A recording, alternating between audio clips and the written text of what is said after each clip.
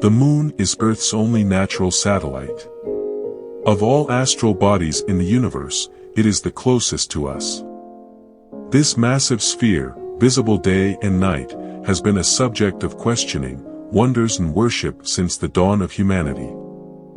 For the representation of the moon, especially its lunar phases, the crescent symbol has been particularly used by many cultures. In ancient Greek mythology and religion, Selene, whose name literally means moon, is the goddess and personification of the moon. Selene and Artemis were also associated with Hecate, and all three were regarded as moon and lunar goddesses, but only Selene was regarded as the personification of the moon itself. Tsukuyami no Mikoto, or just Tsukuyami, is the kami and goddess of the moon and the night in Shintoism and Japanese mythology. She lived in the heavens with her sister, the sun goddess, Amaterasu. Of all the themes that the Souls series frequently use, the image of the moon is probably one of the most consistent. Indeed, no matter the game, the moon is always associated with magic. In fact, it is often regarded as the ultimate form of magic, and the closer you get to the moon, the more powerful you are. We can, for example, start with the character of Gwendolyn from Dark Souls 1. Despite being a god and called the Dark Sun, Gwendolyn was raised as a woman, because of his natural affiliation to the moon and natural gift for magic. Both traits are associated with womanhood in the Dark Souls universe. And indeed, Gwendolyn is a naturally powerful sorcerer. One who managed to generate a gigantic illusion spreading to all of Anerlondo, which made the city look like it was still under the control and influence of Gwyn's race of gods, even though it had been deserted many years ago, with Gwendolyn being the one and only god left behind. So yes, he was clearly powerful despite his obvious flaws in combat abilities. Furthermore, the idea that the moon is one of the strongest, if not the strongest, form of magic is reinforced by the fact that his covenant are the blades of the Dark Moon, as well as what is probably the strongest buff spell in the game, Dark Moon Blade. Both the covenant and the spell return for Dark Souls 3 but not Dark Souls 2. In Bloodborne, the moon plays a huge part in the game's plot. Not only does its changing appearance mark the passage of time throughout the night of the hunt, but also because of a reveal during the climax of the game. A certain Great One, the nameless moon presence, that the plain doll revealed to actually be named Flora, in a secret dialogue only available in New Game Plus. Like most Great Ones in Bloodborne, with the exception of Formless Odin and maybe the Orphan of Kos, Flora is hinted to be a female, more precisely a mother, for we know for a fact that every Great One is cursed to lose their child and then look for a surrogate.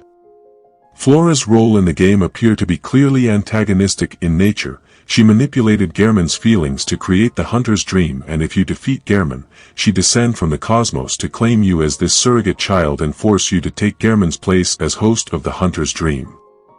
The reason for why she's doing all of this is unclear, but given that the hunter eliminated Ram, Ebriates, Murgo's wet nurse, Murgo himself and the Orphan of Kos, my theory is that she was doing it to eliminate other Great Ones.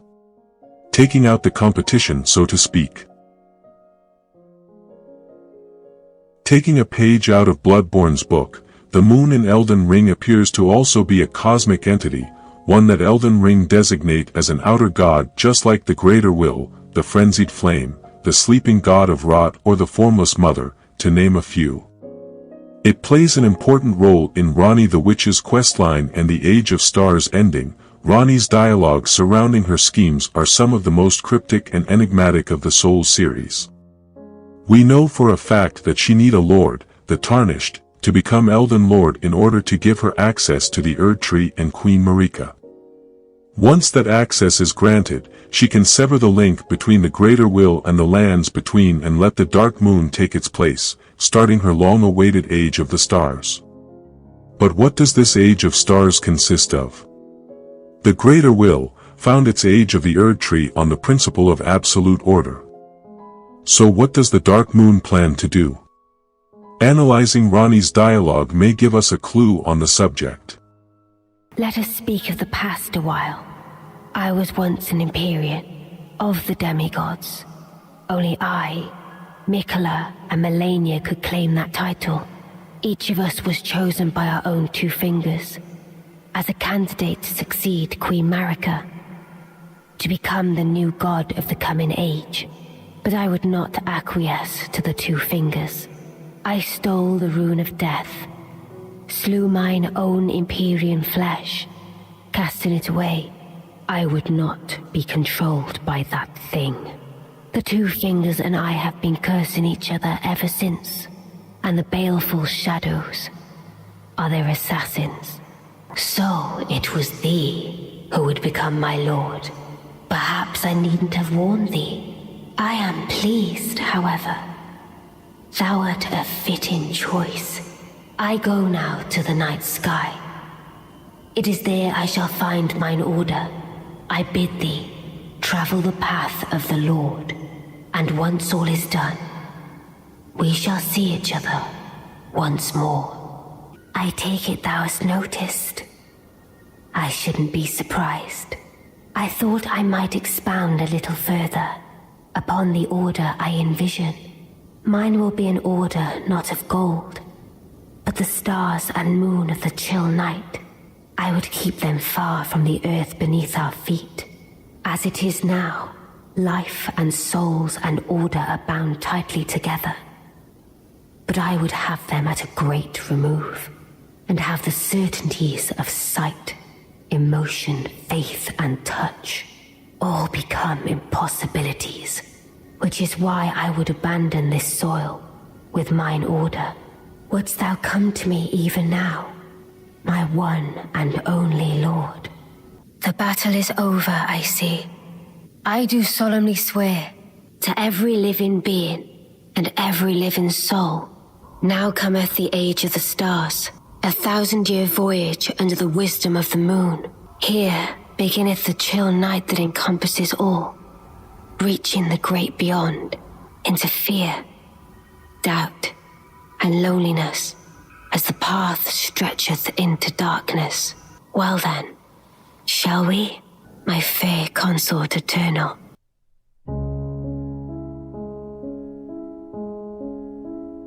The line. I would keep them far from the earth beneath our feet. As it is now, life and souls and order are bound tightly together. But I would have them at a great remove. Seem to imply that she will actively lead this new age, and not be a slave of the Dark Moon, just like Marika was a slave of the Greater Will. She will also actively keep the moon and stars' influence away from us common folks, using the current Golden Order controlling everything as an example of what she will not do. However, the line, and have the certainties of sight, emotion, faith, and touch all become impossibilities, is pretty hard to understand, but the way I see it, it seems that she wants complete independence of the lands between from the Dark Moon itself. From the little amount of information we have, it seems like the Dark Moon doesn't actually want control of the lands between, but having it be in control anyway would prevent any other outer god from taking over.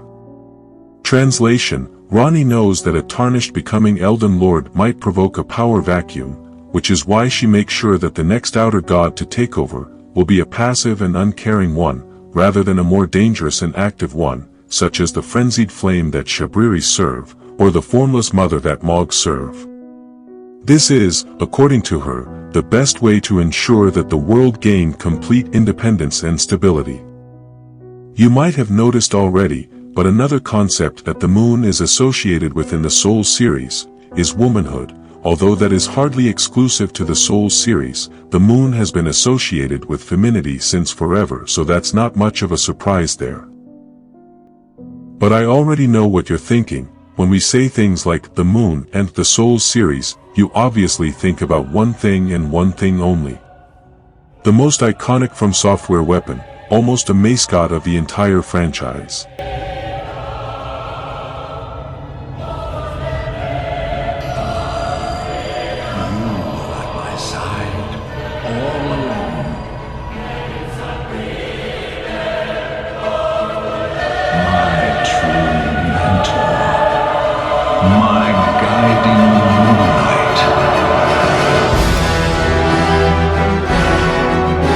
Where are you supposed to start when it comes to the Moonlight Greatsword?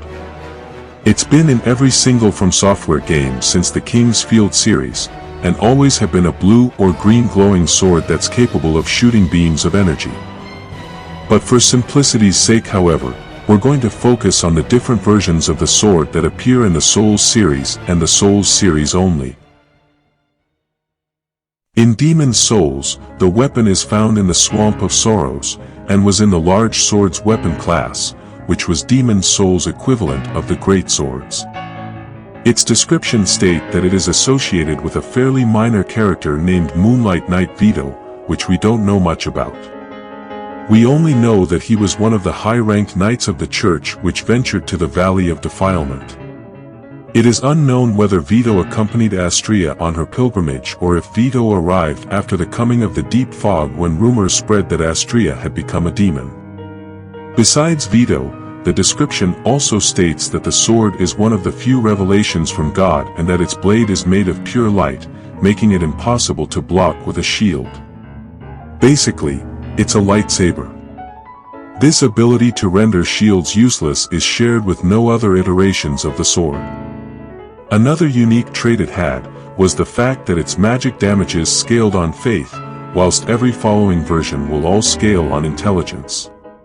Apart from this, it had pure magic damages, no physical damages, and didn't have the ability to unleash waves of magic energy with every R2 attacks that its following iterations have.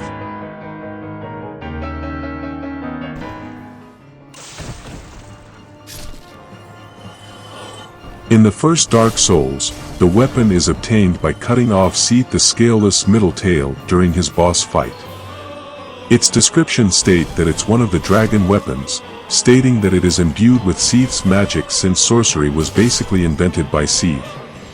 It scaled with intelligence this time, also had pure magic damages and no physical ones, but didn't retain the ability to pass through shields. Probably because this version of the weapon is made of some sort of crystal and not pure light. It's this version that debuted the ability to unleash waves of magic with R2 attacks that the following games will adopt. Although it wasn't recommended to do so because the weapon had low durability and the R2 attack would severely damage the weapon.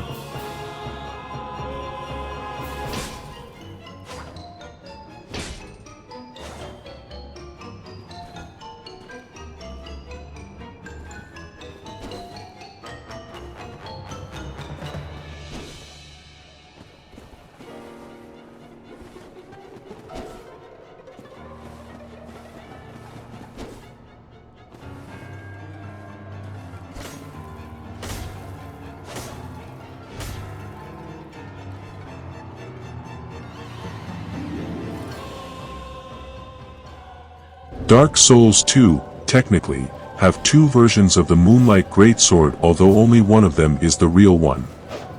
The Blue Moon Greatsword is the fake one and is obtained from Benhard of Yugo after completing his questline in Drangliat Castle.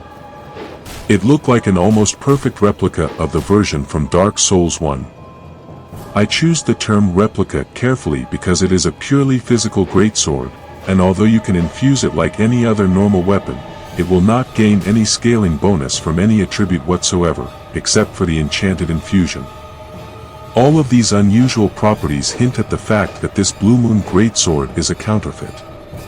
Which explain why the actual Moonlight Greatsword also exists in the game. This one is obtained by trading the old Pale Drake Soul, which is obtained by killing the New Game Plus version of Duke's Dear Freja, with Weaponsmith Ornifex for 10,000 souls.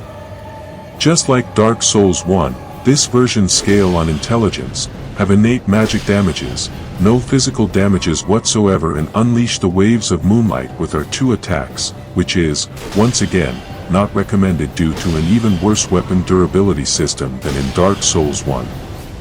Making every single weapon extremely fragile. This weapon can be infused, however, it will for some reason always keep its innate magic damages, and will always scale on intelligence no matter the infusion. Ironically, the enchanted infusion is the only one that keep the intelligence scaling but remove the innate magic damages, which means that the now pure physical damages scale on intelligence.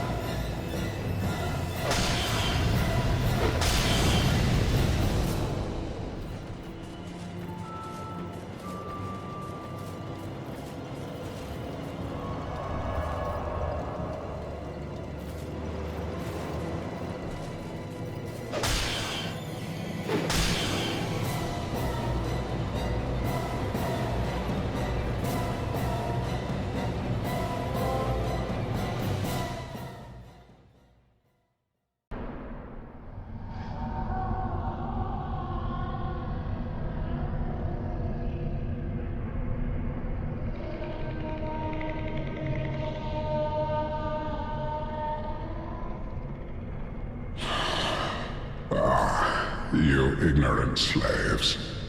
Finally taken notice, have you? Of the power of my beloved Ocelot, child of dragons. Well, I will not give him up, for he is all that I have.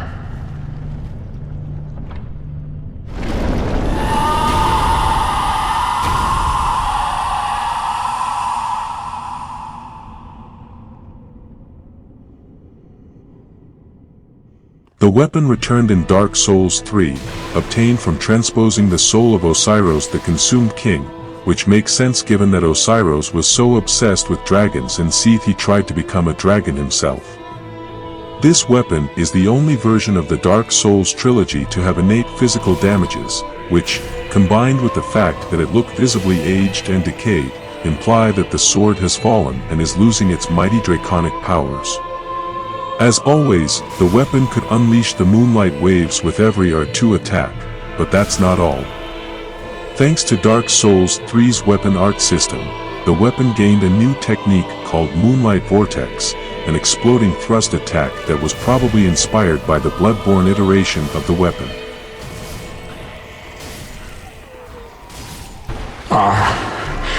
Dear little Ocelot, where have you gone? Are you hiding from me? Come out. Come out. Don't be afraid. You were born a child of dragons. What could you possibly fear? Now,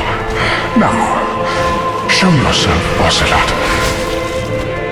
My dear little Ocelot.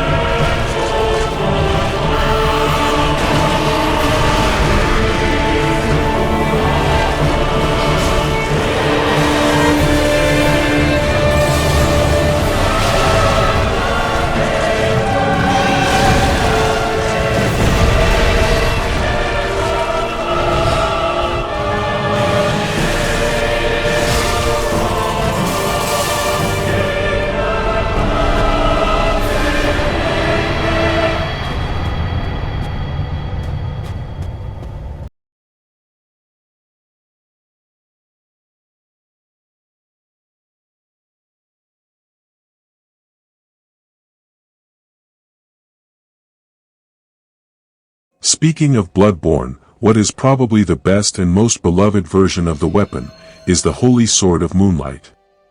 This version originates from the depth of the cosmos, giving it a more divine origin than its Dark Souls counterpart, and was discovered long ago by Ludwig the Church Hunter. We already talked about Ludwig and his sword before, so for a quick summary, Ludwig's talent and affinity with this sword gave him the nickname Ludwig the Holy Blade, helped him regain his sanity in moments of torments and sorrow, and is basically one of the big plot twists of the old Hunter's DLC. The fact that the sword is absent from the main game, while Ludwig himself is teased and referenced multiple times, mean that pretty much the entire game built up toward this moment, where Ludwig transitioned to his second phase in one of the best and most iconic cutscenes in FromSoftware's history. This version of the sword is a trick weapon, meaning it has two forms. The first form looks like an ordinary claymore with bandages at the base of the blade. It is exclusively one-handed and have a fairly simple but very effective moveset of pure physical damages.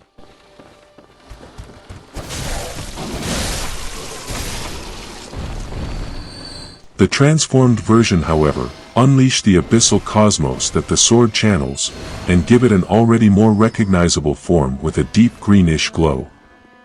This exclusively two-handed moveset completely changes the weapon's behavior. It adds magic damages to the physical ones and gain new attacks.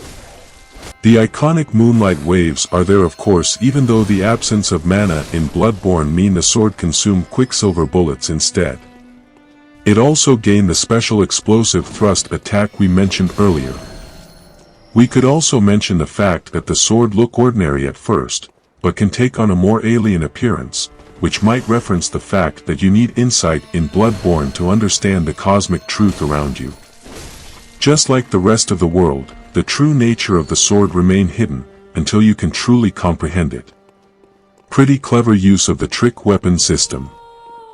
This weapon is overall one of Bloodborne's very best in terms of lore, storytelling, design, and gameplay. Last but not least, Elden Ring's version is called the Dark Moon Greatsword, and is obtained at the end of Ranni the Witch's questline upon marrying her. We learn from its description that it was actually inherited by Ranni from her mother Rennala, and that it's a tradition for Carian queens to gift this sword to their spouse. Not only does it technically make the player the rightful and legitimate ruler of Liurnia, it was also adapted for Elden Ring's new Ash of War system. Its ability called Moonlight Greatsword temporarily increases the magic damages and the frost status effect. Because yes, this weapon now have the frost status effect. In Elden Ring, when this effect activate, the enemy lose 7% of their total health and increase all damages taken by 20% for 30 seconds or until the effect is healed with fire damages, in which case the effect can be activated again. All of this make the Dark Moon Greatsword one of the best intelligent scaling weapons in the game, as well as one of the best weapons for frost buildup. Charged attacks release blasts of moonlight for additional ranged magic damages and frost buildup. This skill lasts for 60 seconds and costs 32 focus points, but unlike the Dark Souls 3 version, this weapon will not consume any mana for every R2 attack while the skill is active. Elden Ring also dropped the weapon durability system altogether, meaning you can now spam this weapon's moonlight waves as much as you want without fearing that your weapon might break.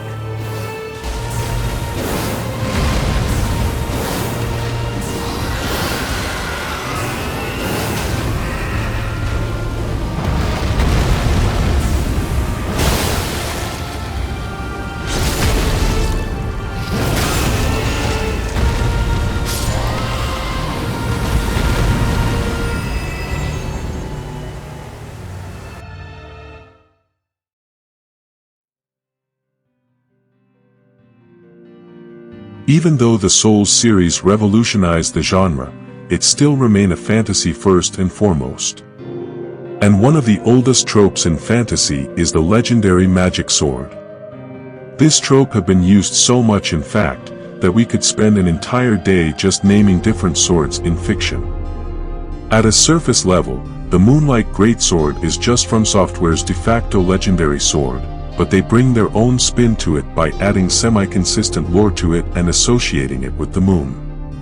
The games of the Souls series are always terribly grim universes taking place in a constantly decaying world. And yet the Moonlight Greatsword is almost always perfectly clean, and the weird and unusual glow of the weapon always make it look otherworldly. Almost alien in a way.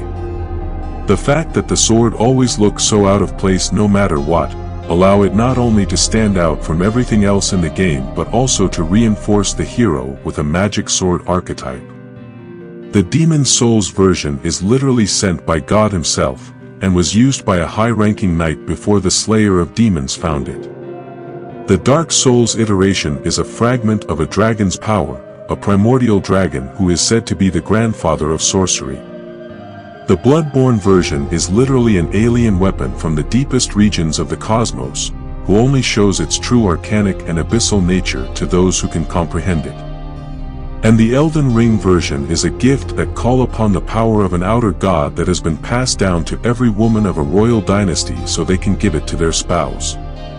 The Moonlight Greatsword acts as both a constant and a storytelling tool. There's a reason why it can only be acquired in the late game part of each game, and why it's often pretty difficult to obtain it, because obtaining this sword cements the protagonist from a nobody to a hero.